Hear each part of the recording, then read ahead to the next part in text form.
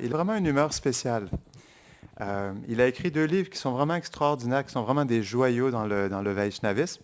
Il a écrit le Chaitanya Chandramrita. C'est seulement 23 pages. Je vous invite à le lire. C'est vraiment extraordinaire.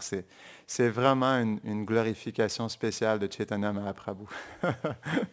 C'est expliqué, comme par exemple, il y a un verset où c'est expliqué, Chaitanya Mahaprabhu, il est plus beau que des millions de cupides, il est plus miséricordieux que des millions de sages. En tout cas, la glorification de Mahaprabhu, elle est vraiment unique dans ce texte. Et il explique, en fait, dans son humeur, il est complètement dévasté à savoir que des personnes n'adorent pas Krishna à Vrindavan. C'est ça l'humeur des purs dévots de Krishna, de Radha et Krishna, c'est qu'ils ont tellement d'amour pour leur déité adorable que ils ne sont pas capables de concevoir qu'une personne ne peut pas adorer Radha et Krishna. C'est comme Gopakumar.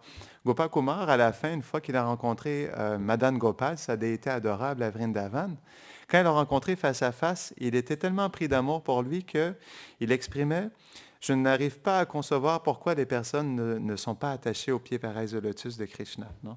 Et donc, il exprime avoir de la pitié pour ces personnes qui sont à Vaikuntha Loka, qui sont à d'autres endroits, non? Et aussi qui adorent d'autres incarnations de Krishna.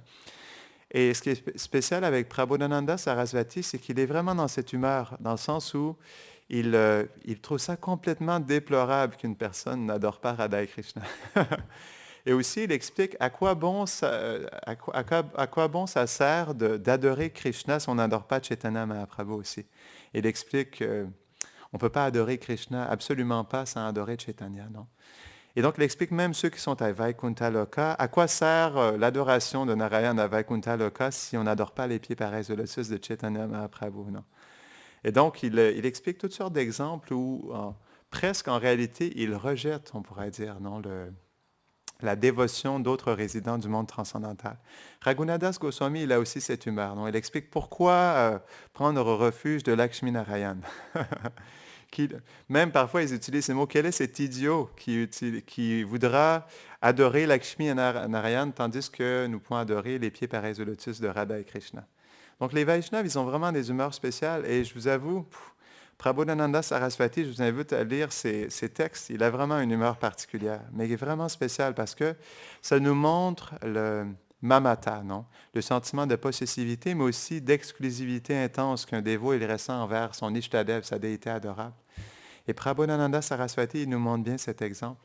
Donc, il n'y a pas beaucoup d'informations sur Prabodhananda Sarasvati. En fait, les Vaishnavas, ils sont comme ça. C'est la même chose avec Gopal Bhatta Goswami.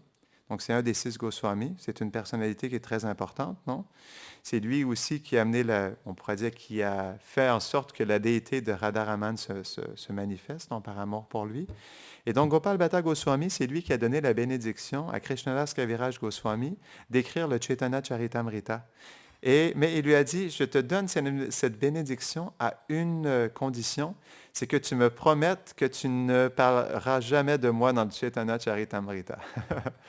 Je veux que tu me promettes que tu ne me glorifieras jamais dans le Chaitanya Charitamrita. Et donc, Krishnadas Kaviraj Goswami, il a fait cette promesse, donc il n'allait jamais le glorifier. Donc, certains Vaishnavas, ils sont comme ça, ils ont tellement une profonde humilité qu'ils trouvent ça impensable qu'on puisse les glorifier. C'est pourquoi il y a certains Vaishnavas qui écrivent des livres qui ne sont jamais découverts. Ça, c'est triste, hein? Ça, c'est une réalité. Il y a plusieurs Vaishnavas qui écrivent des poèmes ou des chansons qui partagent, mais qui ne citent pas qui sont l'auteur, non. Comme par exemple le Sri Kevalastakam, qui est une très belle glorification du Saint-Nom, en 8 versets, et l'auteur est inconnu. C'est vraiment une magnifique glorification, mais personne ne sait qui l'a écrit. À un moment donné, un Vaishnav l'a écrit, il l'a laissé quelque part dans un temple, à la vue de tous, mais il s'est enfui. Et bon, heureusement, c'est resté avec nous. Mais donc, Prabodhananda Saraswati, c'est une personnalité qui est extrêmement humble et il n'y a pas beaucoup de détails sur sa personne. Mais on sait qu'il était le frère de Venkata Bhatta.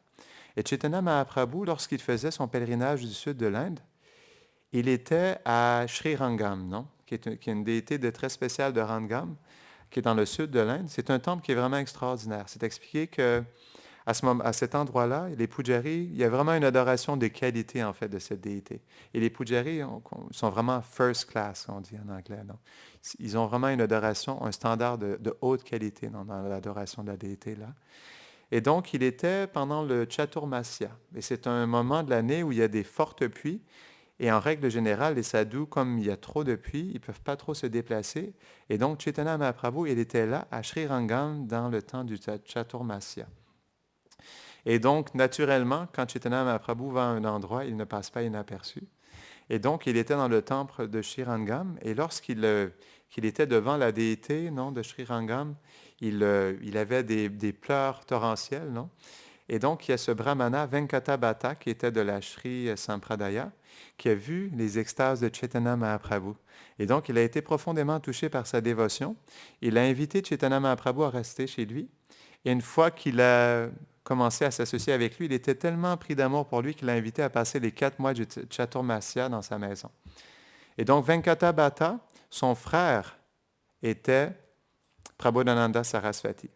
Et le fils de Venkata Bhatta était Gopal Guru, qui ensuite est devenu Gopal Bhatta Goswami. Donc, ce n'est pas des Vaishnavas ordinaires. Mais donc, Venkata Bhatta et toute sa famille étaient... Donc, Venkata Bhatta, il était un pujari pour la déité. Et donc, ils étaient dans l'humeur d'adorer Lakshmi Narayan. Et comme Chaitanya Mahaprabhu, il avait des discussions amicales avec Venkata Bhatta, à un moment donné, il a voulu tester la compréhension de Venkata Bhatta et lui a dit, est-ce que tu savais que Lakshmi en personne, qui est toujours posée sur la poitrine de son époux Narayan, que Lakshmi elle-même, elle a accompli des austérités à Vrindavan pour atteindre la compagnie de Krishna et pour pouvoir aussi faire partie du Rasa Lila, de la danse rasa de Krishna et de ses gopis. Et donc, Venkata Bhatta, il lui a répondu, oui, oui, c'est vrai. Et en réalité, on ne peut pas considérer que Lakshmi, elle n'est pas chaste parce que Narayan et Krishna sont la même personne. Parce que Chaitanya Mahaprabhu a voulu lui expliquer que Lakshmi, malgré le fait qu'elle soit l'épouse de Narayan, elle était encore plus attirée à adorer Krishna et à aller dans sa compagnie, non, à Vrindavan. Et donc Venkata Bhatta, pour se rassurer lui-même, il a répondu à Chaitanya Mahaprabhu, « Oh, mais ne t'en fais pas, en fait, Narayan et Krishna sont la même personne. C'est tout simplement, ils sont dans une différente humeur. » Et donc, ils ont continué cette discussion qui est vraiment intéressante. Et Chaitanya Mahaprabhu, il lui a expliqué que, donc Lakshmi, elle a voulu entrer dans la danse rasa et elle a accompli d'intenses austérités. C'est expliqué pendant de nombreuses années, je pense même des milliers d'années, non? Elle a accompli des austérités pour pouvoir avoir la compagnie de Krishna et aller dans la danse rasa.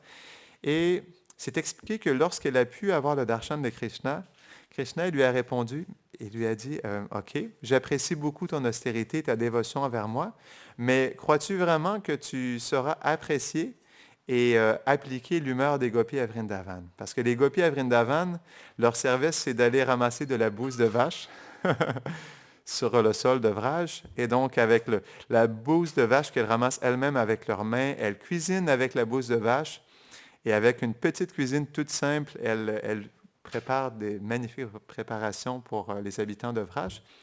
Et donc, il a demandé à Lakshmi, est-ce que tu souhaites vraiment faire comme les gopis de Vraj? Elles sont de jeunes filles, de simples villageoises, et elles sont très simples, non? Est-ce que tu veux avoir ce style de vie? Et donc, Lakshmi, un instant, elle s'est posé la question. Et Krishna lui a dit, ne t'en fais pas, je suis profondément satisfait par ton adoration. Comment tu m'adores, ça me va complètement. Donc, tu n'es pas obligé de, tu n'es pas obligé de changer. Tu peux rester comme tu es, ça me va complètement. Et il lui a dit, de toute façon, si je te donne un corps de gopi à Vraj, tu ne pourras pas adopter l'humeur, parce qu'il lui a dit aussi que sais-tu qu'à Vraj, les gopis ne savent même pas que je suis le Seigneur suprême. Ils m'adorent comme un jeune garçon à Vraj, non? Et que mes amis se battent avec moi, non? Et que mes parents, ma mère me châtie. Est-ce que tu veux m'adorer comme de cette manière, non? En oubliant que je suis, en sachant que moi-même j'ai oublié que je suis Dieu et que toi-même aussi tu oublieras que je suis la personne suprême. Et donc Lakshmi, elle a accepté que son humeur, elle était vraiment de l'ashvarya, elle préférait adorer Vishnu, non, avec de la révérence et de l'opulence, non. Donc finalement, quand Chaitanya Mahaprabhu il a expliqué ça, ça l'a complètement convaincu Venkatabhata. Il a réalisé en réalité que Krishna, il était, on pourrait dire, le Svayam Bhagavam, qu'il était l'origine de tous les avatars et qu'il était l'origine de Vishnu et l'origine du rasa aussi. Parce que quand Chaitanya Mahaprabhu il lui a posé la question, il lui a dit, mais pourquoi penses-tu que, pourquoi Lakshmi a-t-elle accompli ses austérités? Et donc, il s'est arrêté un instant et il lui a dit, je suis un petit serviteur insignifiant, je ne me sens pas qualifié pour entrer dans la profondeur du rasa. Et donc, c'est à ce moment-là que Chaitanya Mahaprabhu, il lui a élucidé en fait les mystères de Radha Krishna. Et donc, Venkatabhata, comme c'était un grand érudit, il a été convaincu par les arguments de Chaitanya Mahaprabhu et s'est expliqué que toute la famille de Venkatabhata s'est convertie en des Gaudiya Vaishnav. Et donc, incluant aussi Prabodhananda Sarasvati et Gopal Bhatta Goswami, non, qui était un jeune enfant à ce moment-là. Et donc, comme on expliquait, Gopal Bhatta Goswami, il n'y a pas beaucoup d'informations, mais c'est expliqué que Prabodhananda Sarasvati, une fois que Chaitanya Mahaprabhu a quitté, il était dans une profonde séparation. Il ne savait plus comment vivre dans la séparation de Chaitanya Mahaprabhu. Et donc, il n'a pas vu d'autre option que d'aller à Vrindavan, en fait, pour rencontrer Krishna. Et donc, c'est expliqué que Prabodhananda Sarasvati, il a complètement quitté sa famille, il a tout laissé derrière lui, il est allé à Vrindavan, où il a pris refuge des Goswamis là-bas. Et il a écrit vraiment des textes merveilleux, comme aussi le Vrindavan Mahimamrita. C'est vraiment une merveilleuse glorification de Vrindavan. Si vous ne l'avez jamais lu, je vous invite à lire le Chaitanya Chandramrita et le Vrindavan Mahimamrita. Ce sont des textes qui sont absolument merveilleux. Et donc, pour ce qui est de Gopal Bhatta Goswami, on sait aussi que donc, il avait été... Chaitanya Mahaprabhu lui avait demandé d'aller au Népal, non? Dans la Kali Gandaki, dans la rivière Gandaki, pour aller chercher des Shalagram Shila. Et donc, c'est expliqué qu'une fois qu'il était sur place, pour pouvoir trouver les Shalagram Shila, comme en fait on comprend que les Shila, c'est une manifestation de Vishnu, et que aussi la rivière Gandaki est une manifestation de Tulsi, et que Tulsi et Govinda ou Vishnu se sont mariés. Donc, en fait, pour trouver les Shalagram Shila, Gopal Bhatta Goswami, il avait pris une plante de Tulsi et il l'approchait de la rivière Gandaki. Et dès que la plante Tulsi se rapprochait des Shalagram Shila, c'est expliqué que les Shalagram Shila sont sautés, en fait, immédiatement dans les mains de Gopal Bhatta Goswami. Et donc, il a essayé de les remettre et elles sont retournées dans ses mains. Donc là, il a compris qu'il devait les adorer, les apporter avec lui. Donc, il a fait ce voyage pour amener des Shalagram Shila. Et on connaît bien l'histoire où il adorait ce Shalagram Shila. Et donc, à un moment donné, c'est expliqué que Krishna, pour réciproquer avec le désir de Gopal Bhatta Goswami qui voulait adorer Krishna dans une murti, donc pendant la nuit, du Shalagram Shila que Gopal Bhatta Goswami il adorait, s'est transformé une déité de Krishna, non? Radharaman. Et donc, quand Gopal Bhatta Goswami s'est levé, il a vu ça, il pensait qu'il y avait un rat en dessous, parce qu'il avait couvert d'une couverture. Et naturellement, le Shila qui était rond était rendu comme haut comme ça. Et là, quand Gopal Bhatta Goswami il a vu ça, il pensait que c'était un rat. Et donc, il a pris un bâton, il a frappé pour réaliser par la suite que Krishna s'était manifesté comme Radharaman. Et donc, il a été vraiment choqué de voir cette manifestation de Krishna. Et c'est tellement une belle déité, hein, pour ceux qui ont eu le darshan, cette déité de Radharaman. Donc, on voit qu'il vient de Shila. Elle est peut-être haute comme ça, hein, cette déité de Radharaman. Elle est toute petite, mais elle est vraiment magnifique. Puis aussi, les habits qu'il reçoit. Donc, il y a une très belle adoration de cette déité de Radharaman aussi. Les pujaris, ils prennent vraiment de grands soins de cette déité de Radharaman. Donc, il y a vraiment des habits exquis dans lesquels des ornements, des habits vraiment spéciaux dans lesquels ils habillent Radharaman. Donc, qu'est-ce qu'on peut dire d'autre sur Prabodhananda Sarasvati?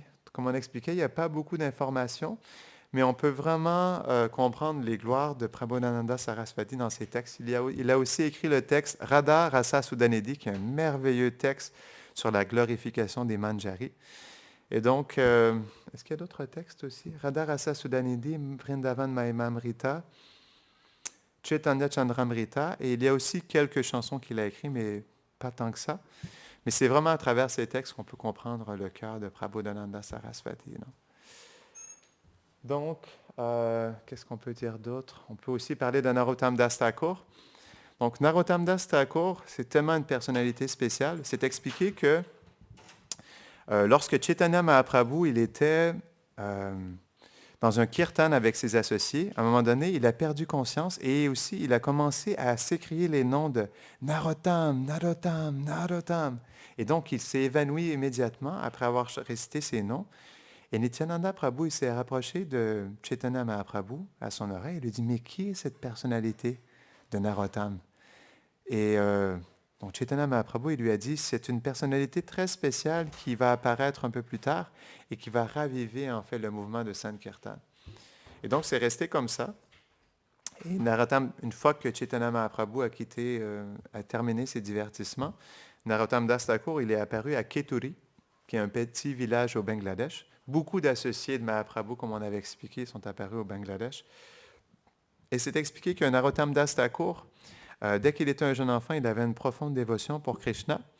Et quelque chose d'intéressant, c'est que quand il est né, sa mère, ses parents, ils ont fait une astrologie. En fait, ses parents, son père, il était un roi. Donc, Narottam Das Thakur, il était un prince. Et on appelle ça des kayastas. C'est comme en fait la caste de Ramananda Roy.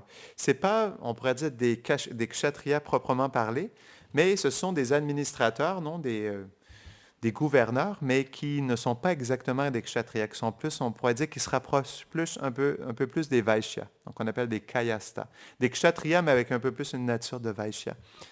Et donc, une fois qu'ils ont fait l'astrologie de Narottam Das Thakur, l'astrologue, il a dit à sa mère, il lui a dit, je te préviens, n'amène jamais ton enfant se baigner dans une rivière parce que il deviendra fou le moment où il se baignera. Pourquoi? Parce que Chaitanya Mahaprabhu, après avoir eu, on pourrait dire, cette vision de Narottam Das Thakur, il est allé jusqu'à cette rivière de Padma. Non, c'est la rivière Padma qui coule sur le bord des berges du village de Keturi. Et donc, c'est expliqué que Chaitanya Mahaprabhu, il est allé jusqu'à cette rivière et il a pris un pot en or et il a infusé ce pot en or de l'amour pour sa propre personne, Gaura Prem, et l'amour de Radha et Krishna. Et donc, une fois qu'il a infusé ce pot en or de tout son amour, il a approché la rivière Padma et lui a demandé d'apparaître et lui a dit, je te confie ce pot en or de mon prem liquide et je veux que tu la gardes jusqu'au moment où une personnalité spéciale viendra et tu pourras la reconnaître le jour où, lorsqu'elle entrera dans tes eaux remplis d'extase déborderont jusqu'à la berge. Non? Tu seras tellement pris d'extase que la rivière s'écoulera au-delà de la berge. Et donc, elle lui a posé la question, mais comment est-ce que je pourrais savoir? Il y a tellement de Vaishnavas qui viennent se baigner dans mes eaux. Et il lui a dit, ne t'en fais pas. Quand cette personnalité viendra se baigner dans tes eaux, tu sauras, tu auras vraiment une extase spéciale. Et c'est expliqué que donc les parents de Narottam Das Thakur, ils ont vraiment fait attention pour ne pas permettre à Narottam Das Thakur de se baigner jusqu'au jour où, lorsqu'il était un jeune adolescent, ses parents ont quitté leur corps et il a eu un rêve, une vision de Nityananda Prabhu qui lui a demandé personnellement d'aller se baigner dans la rivière Padma. Il lui dit, je veux que tu ailles te baigner dans cette rivière. Et il y a quelque chose de spécial qui va se manifester. Et donc, c'est expliqué, il est allé jusqu'à cette rivière. Et donc, au moment où il est entré dans la rivière, il y a eu Donc, il y a différentes explications, parce que naturellement, les Vaishnavas, comment ils perçoivent les divertissements, parfois, ça peut se manifester de différentes manières. Ce n'est pas que c'est contradictoire ou que l'un est faux et que l'autre est vrai, mais c'est plutôt que, comme les divertissements, ils se manifestent de la transcendance de l'éternité, parfois, ils sont vécus ou expérimentés ou visualisés de différentes manières. Parce que aussi, ça peut se passer de différentes manières, non? Parce qu'il faut comprendre que les divertissements de ses associés sont éternels. C'est comme, par exemple, on avait expliqué que Nishingadev, il y a toutes sortes d'incarnations de Nishingadev, dont un comme un chat noir. Donc, d'où vient on pourrait dire, cette fixation sur le chat noir, non? Parce que Nishingadev, il a déjà pris la forme d'un chat dans une de ses incarnations, dans un yoga, non? Donc, c'est la même chose avec les associés.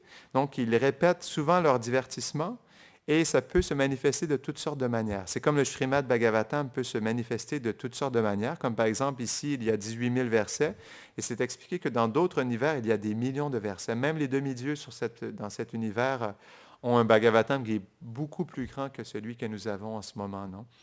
Donc c'est pourquoi c'est jamais contradictoire lorsqu'on entend différentes choses. C'est même expliqué que Narottam Das Thakur, certains disent qu'il est Vilasa Manjari et certains disent qu'il est Champaka Manjari.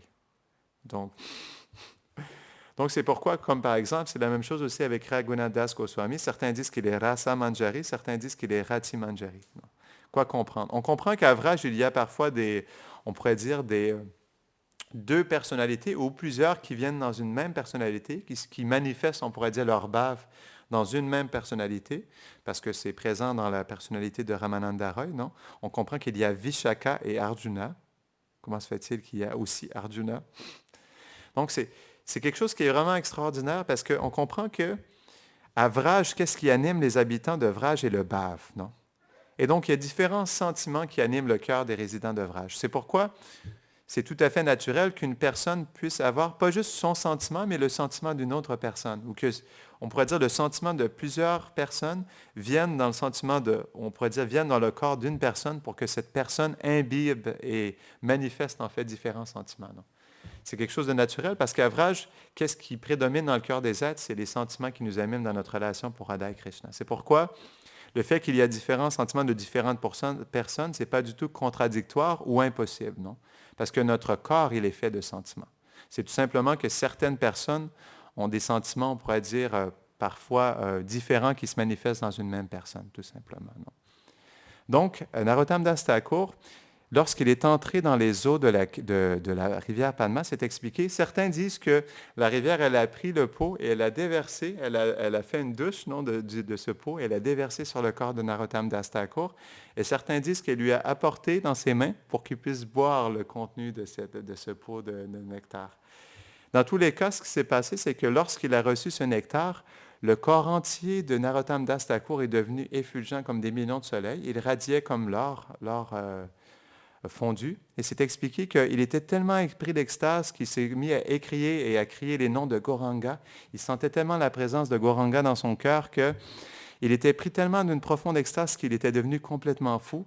Il n'arrêtait pas de chanter les noms de Gauranga, Gauranga, Gauranga.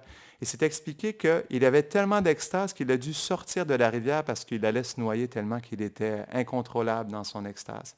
Et donc, il s'est roulé jusqu'à la berge. Et à cet endroit, il y avait un grand arbre. Et donc, il a pris refuge de cet arbre. Et donc, c'est à cet endroit-là qu'il s'est un peu posé et qu'il a laissé l'extase passer. Et c'est expliqué qu'à cet endroit-là, où il a, on pourrait dire, sorti des berges de la rivière Padma, à cet endroit même, il y a un temple de la Gaudiya Mate qui va jusqu'à l'arbre directement. Et donc, Indradumna Maharaj, il est allé un jour prendre darshan de cet arbre et c'est expliqué qu'il était assis en dessous de l'arbre avec un pujari. Et donc, le pujari, il parlait bien anglais, donc ils discutaient ensemble des divertissements de Narottam Das Thakur. Et à un moment donné, ils ont vu dans le ciel des gros nuages noirs qui sont apparus. Et donc, Indradumna Maharaj, il avait peur que les éclairs leur tombent sur la tête. Et à un moment donné, il y a eu un gros coup de vent qui a frappé l'arbre et il y a une grosse branche de l'arbre qui est tombée juste en face d'Indradumna Maharaj. Et dès qu'il a vu cette branche, il l'a serrée contre son cœur. Et donc, il ne voulait pas la laisser partir. Et il a regardé le pujari et il lui a imploré s'il pouvait garder la branche et la ramener avec lui. Et donc, le pujari, il a fermé ses yeux et il a dit « Ah, je pense que c'est le désir de Narottam Das Thakur. » Donc, il est retourné aux États-Unis avec cette branche et c'est expliqué qu'il a demandé à Radheshyam Prabhu, je crois que c'est un de ses disciples, il lui a demandé de faire un japamala, un collier de japa avec cette branche. Et jusqu'à aujourd'hui, c'est ce japamala qu'il utilise pour chanter son japa. Et donc, pendant qu'il partageait ce divertissement où il avait rencontré justement ce pujari, il montre son japamala et là, il le pose sur son cœur et dit « Ah, une kripa spéciale. » Et donc, il expliquait à quel point il avait été touché justement de recevoir cette miséricorde de Narottam Das Thakur. C'est ça qui est spécial dans les lieux saints, il y a tellement de miséricorde. C'est la même chose aussi avec Shivaram Maharaj, il était à Jagannath Puri, dans le temple de la déité qui était adorée par Swarup Damodar Goswami. Non? Et c'est expliqué que... Et donc, c'est expliqué que Shivaram Maharaj, lorsqu'il a vu cette déité, il était tellement attiré par cette déité. On arrête? D'accord, on arrête. Il était tellement attiré par cette déité qu'il a demandé au Pujari s'il pouvait lui donner. Et donc, le Pujari, il a catégoriquement refusé. Et donc, il est retourné dans son appartement, il est retourné voir le Pujari et vice-versa. À plusieurs reprises, il est retourné voir le Pujari pour l'implorer de lui laisser la déité. À un moment donné, le Pujari, il a accepté et il lui a laissé cette déité qui était adorée personnellement par Swarup Damodar Goswami. Et c'est une très belle déité, en fait, elle est peinte, les yeux sont peints d'une manière à ce que Radha et Krishna se regardent. Donc, cette déité que Shivaram Maharaj adore, c'était la déité personnelle de Swarup Damodar Goswami. Donc,